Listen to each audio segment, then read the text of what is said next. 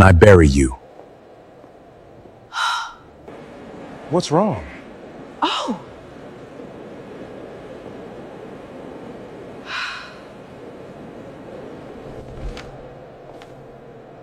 A one-way ticket to Lisbon in 7 days. Who is this child? Please, not here. Who are you? 11 years of marriage, and I had never known who she really was. If you're new here, this channel is where real stories live. Hit subscribe and follow along because this one is only getting started. On the drive home from Harbor Ridge Airport, Mirelle sat in the passenger seat with her hands folded in her lap, staring at the road ahead. She was explaining herself something about a corporate investigation, an undercover identity her company had set up, documents she was simply carrying as a favor.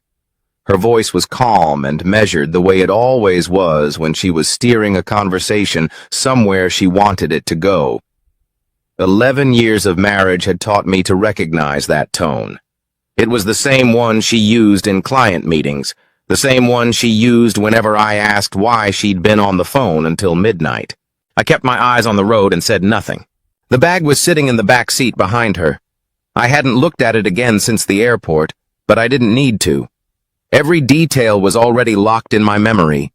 The dark blue cover of the Portuguese passport, the photograph that was unmistakably her face, and the name printed beneath it, Elena Vassier. A one-way ticket to Lisbon. A photo of a boy who looked around 13 years old, smiling with both arms wrapped around my wife's neck, and 7 words written on the back in her handwriting. Mom is coming home soon. Mirelle was still talking. She said the boy in the photo was the son of a colleague who had passed away, and that she had been quietly helping the family. She said the passport was a tool the company's legal team had arranged for an overseas negotiation that required a degree of anonymity. When I asked why her real name didn't appear anywhere in the documents, she said those were the terms the client had insisted on. It was all perfectly reasonable, she told me, if I understood how international contracts worked. The story had the shape of something true. It just didn't feel true. I had spent the last 20 years working in the shipping industry, managing operations at a small civilian boatyard on the edge of Belhaven, Maine. My father had built that yard with his own hands, and when he died, he left it to me along with an old cedar house overlooking Penrose Bay and a sailboat called the North Star that the two of us had spent 3 summers restoring together. I wasn't wealthy by any modern measure, but I understood how contracts worked, how paperwork worked, how people behaved when they had nothing to hide. And I understood sitting in that car that my wife was performing an explanation rather than giving one. I nodded where it seemed appropriate. I said okay in the right places. By the time we pulled into the driveway, I had decided not to say another word about it that night. There was a man named Orrin Pike who had worked at the yard longer than I had. He was 67 years old, a retired sea captain who had sailed commercial routes through the North Atlantic for 4 decades before my father convinced him to come ashore and run the maintenance crew. Orrin had known my father since the 1980s, and after the funeral he simply never left showing up every morning with a thermos of black coffee and occupying the same stool in the corner of the workshop, as though the yard belonged to him too, which in some ways it did. Orrin wasn't the kind of man who volunteered opinions about things that weren't his business.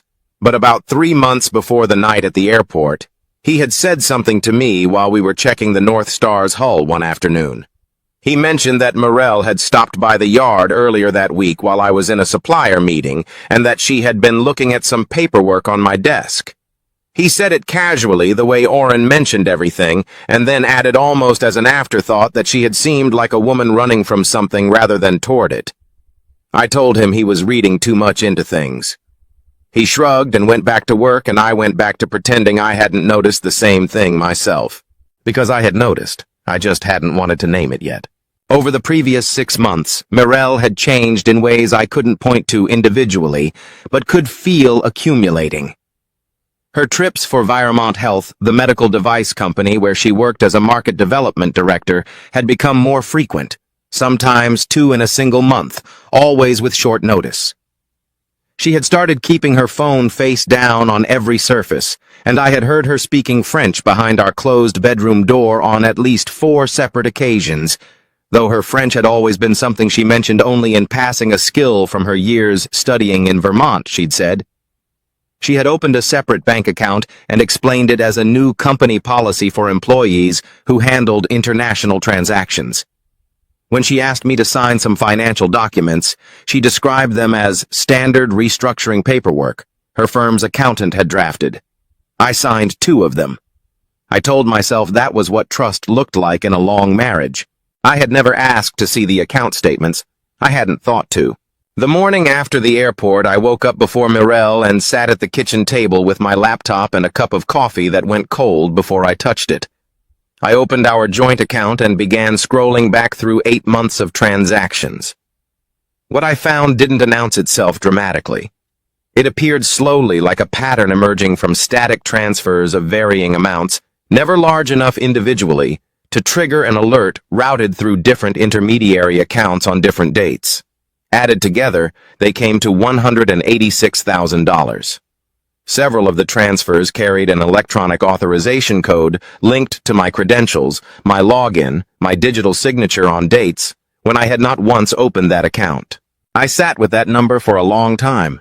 I called Tamsin Rowe that afternoon from the parking lot behind the yard, sitting in my truck with the engine off. Tamsin was a financial fraud attorney based in Portland who had gone to law school with my older sister, and I had met her at a family dinner years ago. She was direct, thorough, and she didn't ask unnecessary questions. When I told her what I'd found, she said she wanted to see everything before saying anything definitive, and that I should not confront Mirelle and should not move any money. She called back in 36 hours. We met at a coffee shop in downtown Belhaven, a place Mirelle had never been and had no reason to visit. Tamsin set her laptop on the table between us and walked me through what her preliminary search had turned up. The digital signatures on the flagged transactions showed inconsistencies, suggesting they had been copied from a document I had signed legitimately and overlaid onto approvals I had never given. A lien had been filed against the boatyard using documentation I had no memory of authorizing. Mirelle had requested formal appraisals on our house on 2 separate occasions in the past year, and the accounts receiving the transferred funds all fed into a single holding company registered in Delaware under the name Astor Vale Holdings, whose listed representative was a woman named Elena Vassier. I read that name on the screen and felt something settle in my chest, cold and final, like an anchor reaching the bottom. Tamsin told me that under no circumstances should I let Mirelle know what I had found. If she suspected I was investigating, she would have enough time and enough apparent resources to move whatever remained and disappear before any legal hold could be placed. She would file for an emergency freeze on the accounts and prepare documentation proving the forgery, but that process required time, and it required me to go home, sit across from my wife at dinner, and behave as though nothing had changed. I drove back to Belhaven along the coast road, the kind of route I usually took when I needed to think. The North Star was visible from the highway tied at her mooring in the yard's small private dock. My father had named her after a conversation we'd had when I was about 12 years old, when he told me that no matter how lost a man got on open water, there was always one fixed point he could navigate by if he kept his eyes open long enough. I had carried that as something more than navigation advice for most of my adult life. When I walked through the front door that evening and found Mirelle in the kitchen making dinner, I hung up my jacket, washed my hands, and asked her how her day had been. She said it had been quiet. I said mine had been the same. We ate together and talked about nothing important, and I watched her face for any sign that she knew what I had done that afternoon, and I found nothing. That night, lying in the dark beside her, I made a decision. I would not confront her. I would not move money or say a single word about Tamsin or Astor Vale Holdings. I would keep showing up at the yard every morning, keep coming home every evening, and keep watching, because somewhere in the 7 days that stranger at the airport had given her Mirelle was going to do something that would finally show me who she actually was. And this time I was going to be paying attention. The next 3 days I moved carefully. I went to work at the usual hour, came home at the usual time, and said the usual things. Meanwhile, I began pulling at the threads of everything Mirelle had ever told me about her life before we met. Not because I was looking for a particular answer, but because I needed to understand how much of what I knew was actually true. She had told me she studied at a small liberal arts college in Vermont. When I searched the alumni records through a contact Tamsin had at a background firm, her name didn't appear. She had mentioned a maternal aunt who raised her after her parents separated a woman named Ruth, living somewhere outside Burlington. There was no public record of anyone matching that description connected to Morell's name or date of birth. I found photographs in our shared albums from what she had always called her childhood, and when I looked at them closely, the architecture in the background wasn't New England. The shutters, the stonework, the particular quality of light. It was French. She had been telling me Vermont for 11 years, and the picture said somewhere else entirely. What disturbed me most wasn't the lies themselves. It was how seamlessly they fit together. Whoever had built the identity Morell was living inside had done it with patience and precision, filling in the kind of details that most people never think to verify. Details that only unravel when someone is already looking for the seam. Tamsin called on the fourth morning. She had found something on Elena Vassier. We met again at the same coffee shop, and she turned her laptop toward me without preamble. Elena Vassier had been born in Marseille and had worked as a financial officer for an international humanitarian organization called the Alcott Relief Foundation, which coordinated medical aid distribution across West Africa and Southeast Asia. 12 years ago, the foundation had come under federal and Interpol investigation after an internal audit revealed that several $1 million in donor funds had been systematically misrouted through a network of shell accounts. The investigation identified the foundation's chief financial officer, a man named Ronan Kells, as the architect of the scheme. Before charges could be formally filed, Elena Vassier disappeared. The case stalled without its key internal witness, and Ronan Kells walked away without a conviction. I recognized the name immediately. Gray coat. Flat voice. 7 words at the airport delivered like a verdict. Tamsin said that in the months before Elena vanished, she had reportedly been pressured by Kells to sign falsified audit reports and had begun preparing to cooperate with investigators. Then something changed her mind, and she disappeared. What that something was, Tamsin didn't yet know. But she had a theory. A French investigative journalist had recently begun revisiting the Alcott Relief Foundation case and had made contact with Morell seeking an interview. She had refused, but the contact was enough. Ronan Kells had people watching. The moment he knew a journalist was circling back to that story, he understood his window was closing. He needed Elena silenced, and he needed money to disappear. Pressuring her to deliver funds using her husband's assets solved both problems at once. Back at the yard that afternoon, Oren was working on a fuel line replacement on one of the rental boats. I came in and sat on the workbench without picking up a tool. He glanced at me once, then went back to what he was doing. After a while, without looking up, he said that in his experience, there were 2 kinds of problems a man ran into on open water. The first kind announced itself. The second kind was quiet, right up until it wasn't, and that was the kind that sank boats. He handed me a wrench and told me to make myself useful while I thought. I didn't tell him what I was thinking about, but I carried his words when I left. That evening, Morell brought up the financial restructuring again. She had a folder on the kitchen counter and walked me through the summary page with the practiced calm of someone presenting a business proposal. A partnership structure, she said, that would allow us to shelter assets through a holding entity and position ourselves for early retirement. All that was needed was my signature authorizing the boatyard property as collateral. I told her I wanted to read through the full contract first and that I'd need a few days. She smiled and said of course and asked what I wanted for dinner and went to the refrigerator as though we were any ordinary couple on any ordinary evening. I watched her move around that kitchen and thought about the name Elena Vassier on a Delaware filing, and I said nothing. On the 5th day, I drove to Belhaven First Private Bank. The safe deposit key I had seen fall from Morell's bag at the airport, I had memorized the engraved account number on its face in the seconds before she snatched it back. Tamsin had used that number to identify the institution and had obtained an emergency judicial order preventing the box from being accessed or transferred. The access logs showed the box had been visited regularly over the past 2 years, and that on 3 occasions it had been accessed not by Morel alone, but by a second authorized party, a woman named Sabine Leroux.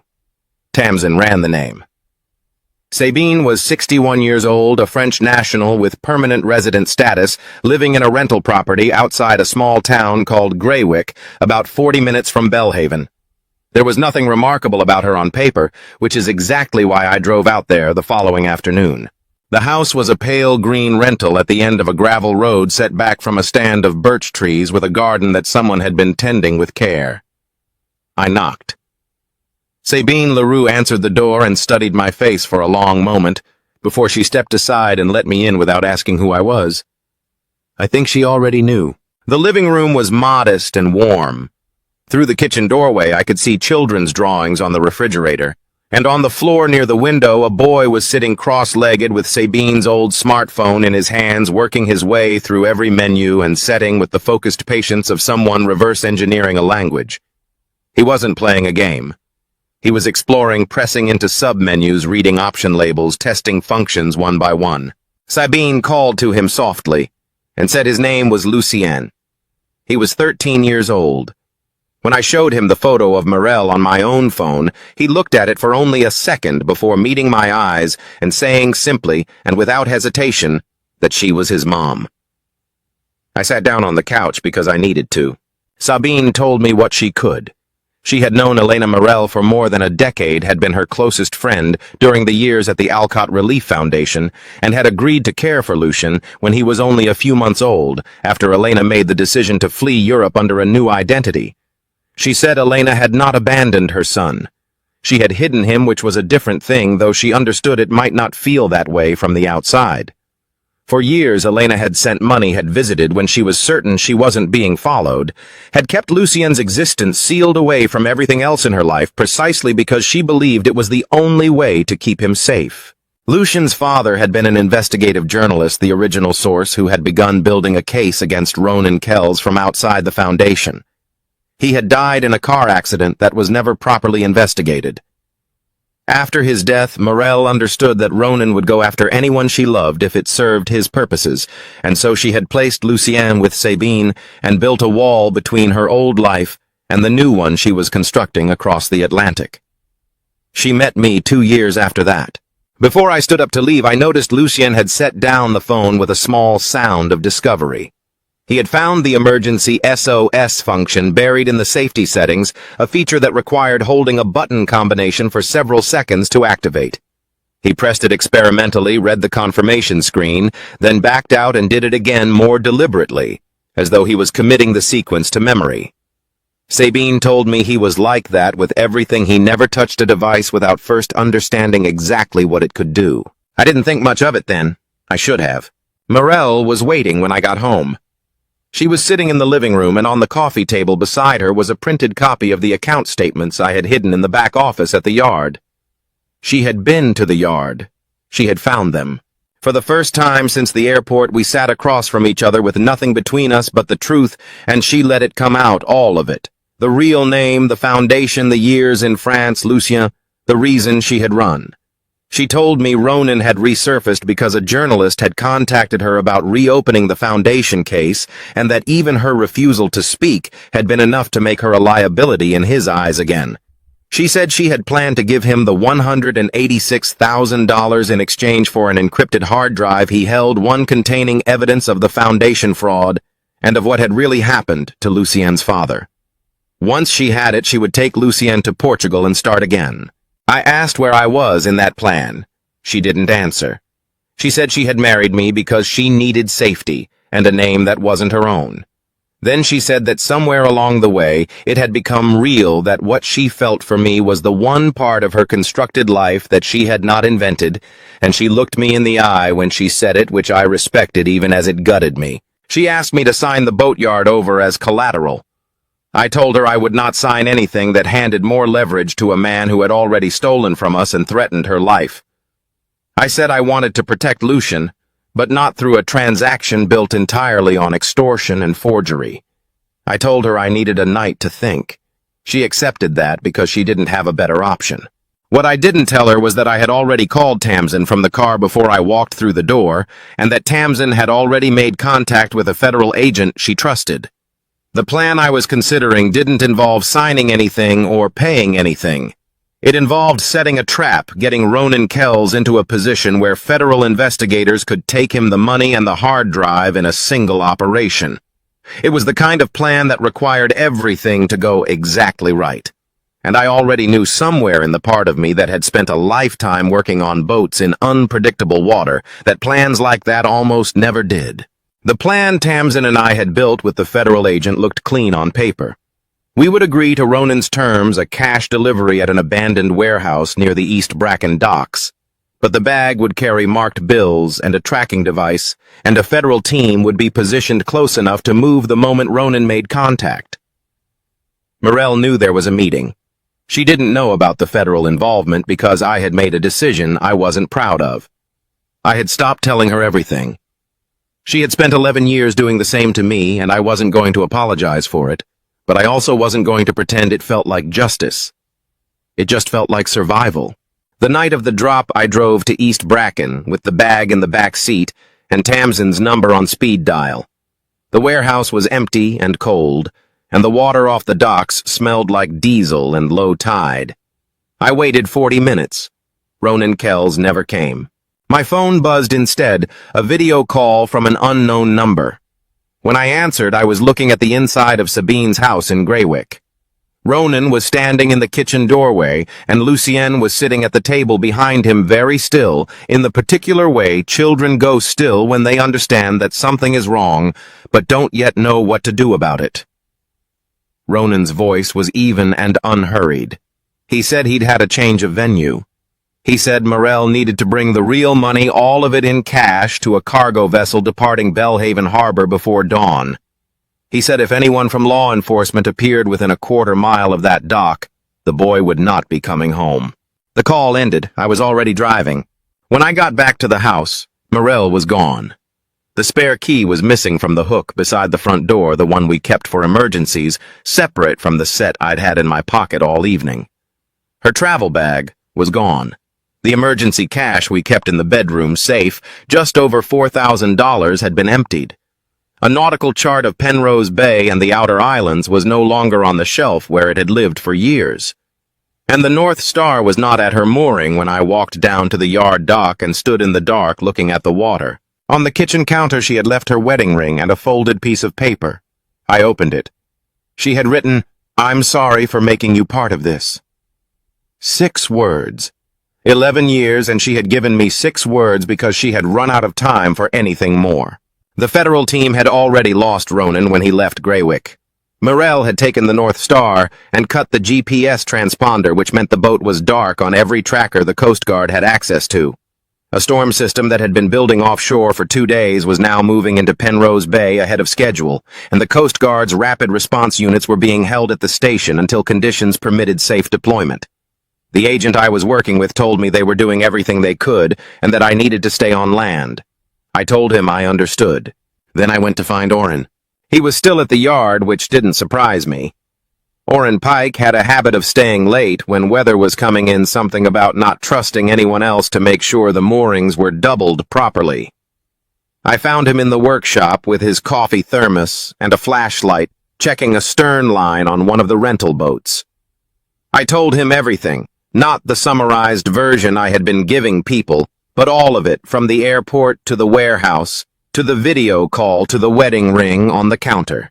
He listened without interrupting, which was the most Orrin thing he could have done. When I finished, he said there was something I needed to know about the North Star. Before my father died, and years before Morel and I ever met, Orrin had installed an independent emergency signal beacon in the boat's engine compartment, a unit separate from the main navigation system running on its own sealed battery, broadcasting on the Maritime Distress Band. It had never been removed because neither of us had ever needed to remove it. Morel didn't know it existed. She had taken a boat with a voice she didn't know was still speaking. Orrin pulled a worn notebook from the shelf above his workbench and found the frequency written in his own handwriting from more than a decade ago. He read it to me, and I relayed it to Tamsin, who relayed it to the Coast Guard. Within minutes, they had a position the North Star was heading northeast across Penrose Bay toward a small island called Black Hollow, where a military fueling depot had operated until the 1980s and had stood empty ever since. The kind of place a man like Ronan Kells would choose: no residents, no traffic, a sheltered cove deep enough for a mid-sized cargo vessel to anchor close to shore. I told Oren I was taking the yard's tugboat out. He was already putting on his rain jacket. He said he had spent 40 years on this water and could find Black Hollow with his eyes closed, which I believed entirely. Tamsin came with us. None of us spoke much on the way out. The wind was picking up and the bay was running dark and rough, and Oren handled the tug with the quiet authority of a man who had navigated worse than this before breakfast. By the time we reached Black Hollow, the storm had arrived in full. Rain came in horizontal sheets off the water, and the lights from Ronan's cargo vessel were visible in the cove, anchored perhaps 30 yards from a concrete pier that was crumbling at its far end. The North Star was tied alongside the pier. I could see two figures near the end of the dock, Morell and Ronan, and a smaller figure standing between them.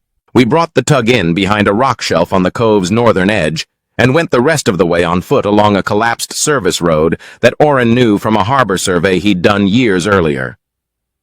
By the time we reached the pier, Morell had already handed over the bag. Ronan opened it, counted what was inside, and then told her Lucienne wasn't going anywhere. He said the hard drive she had expected him to trade was his only real insurance policy, and that he had never had any intention of exchanging it.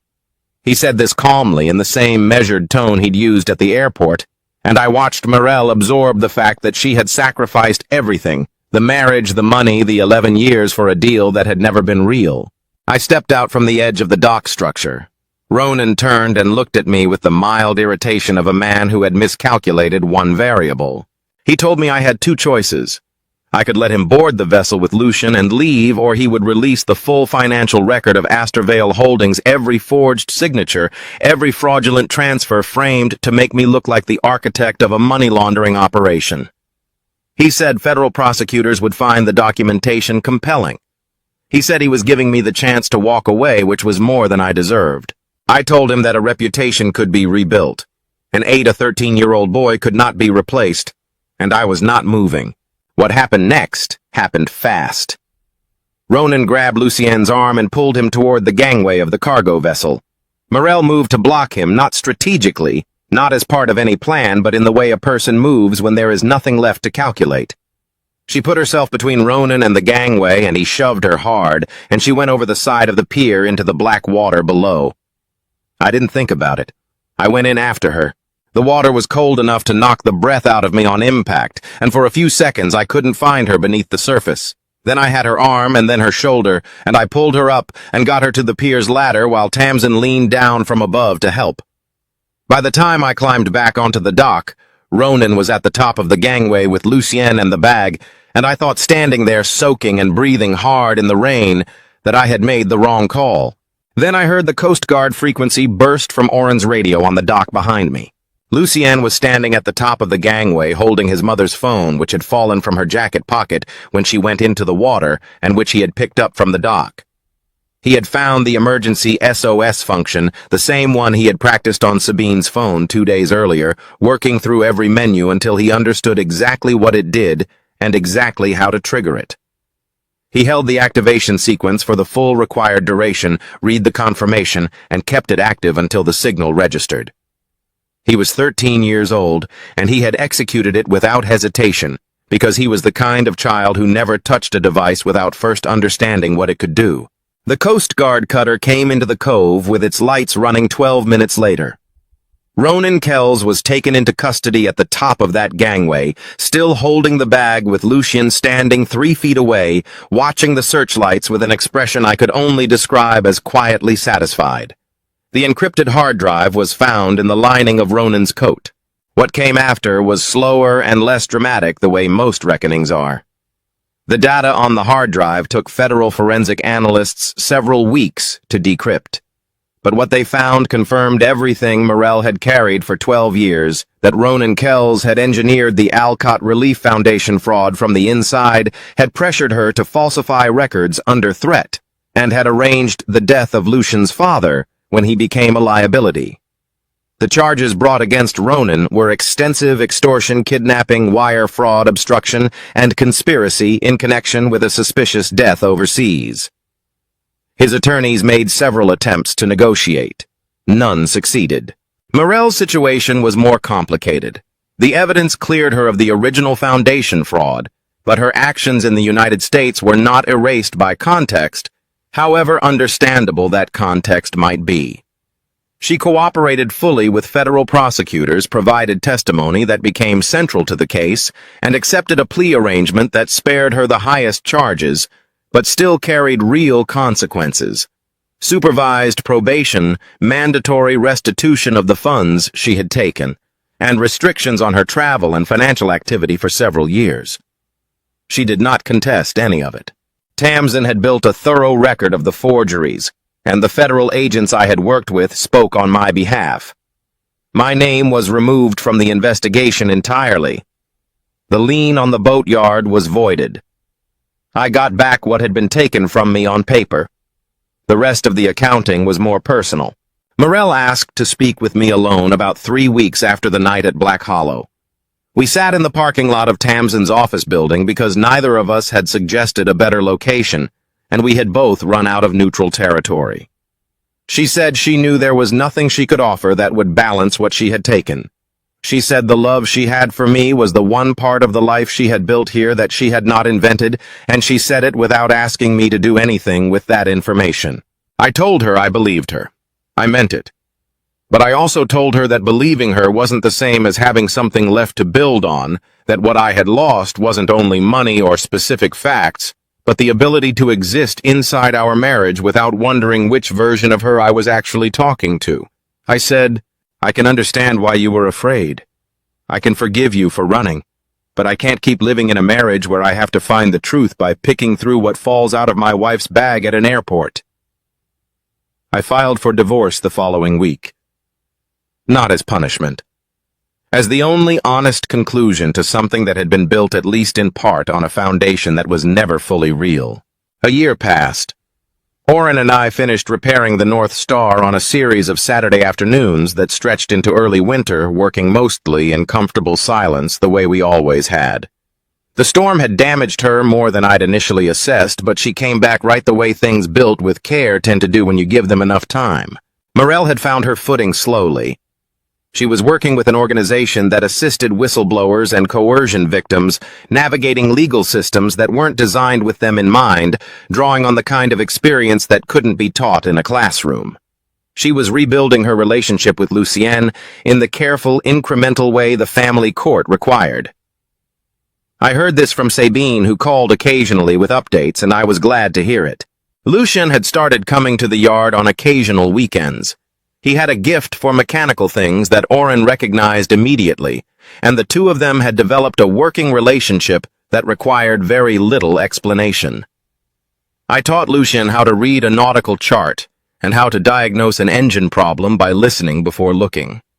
Oren told him stories about the North Atlantic shipping routes with the same unhurried patience he brought to everything. One morning on the dock, while we were preparing to take the North Star out for the first time since her repair, Lucien looked up at me and asked whether I was angry at his mother. He asked it the way children ask things when they've been holding a question for a while and have finally decided the adult can handle it. I told him I wasn't angry. I told him that forgiving someone and continuing to live inside the damage they caused were two different things, and that choosing the first one didn't require choosing the second. He thought about that for a moment, then went back to checking the line he was coiling, apparently satisfied. We took the North Star out as the sun was clearing the eastern edge of Penrose Bay, the water flat and cold and bright, the kind of morning my father used to say was the whole reason a person put up with Maine winters. The boat moved the way she always had, steady, quiet, and responsive, exactly what she was built to be. Whatever I had thought my life was going to look like, it didn't look like this. But it was mine, honestly and completely mine, and I was beginning to understand that this was not a small thing. There's something I've come to believe after all of this. You don't have to be cruel to protect yourself. You don't have to stop caring about someone to stop letting them have power over your life. Silas didn't abandon Morel in that water. He didn't